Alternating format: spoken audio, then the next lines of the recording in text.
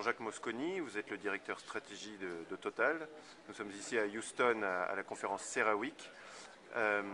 Et Total a passé un accord récemment avec la compagnie américaine Chesapeake pour exploiter ce qu'on appelle en anglais le shale gas, en français plutôt le gaz de schiste.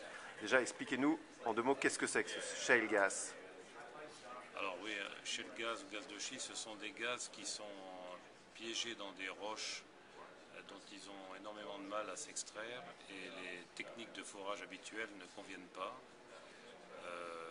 Les éléments technologiques, les ruptures technologiques qui ont permis de le faire correspondent à des forages horizontaux appuyés par ce qu'on appelle des fracking hydrauliques, c'est-à-dire qu'à intervalles réguliers, il y a des injections d'eau à haute pression qui permettent de pousser le gaz.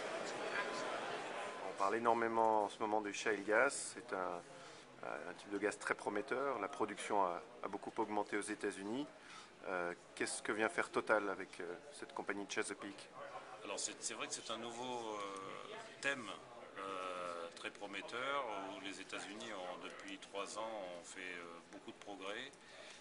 L'intérêt pour nous est d'y entrer en partenariat avec quelqu'un qui connaît bien le métier, parce que c'est un business model qui est assez différent de celui que les majors pétrolières dont Total connaissent. C'est-à-dire Il s'agit d'aller discuter avec beaucoup de propriétaires de terrain qui sont également propriétaires du sous-sol et de forer beaucoup de puits de manière à maintenir la production en fort à 3000 mètres de profondeur.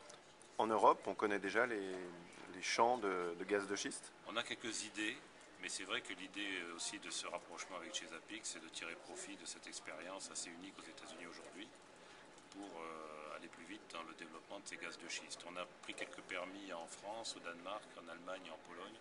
On pense qu'il y a un potentiel prometteur pour pouvoir tirer le plus vite parti de ce que nous apprendrons aux États-Unis et en particulier au Texas.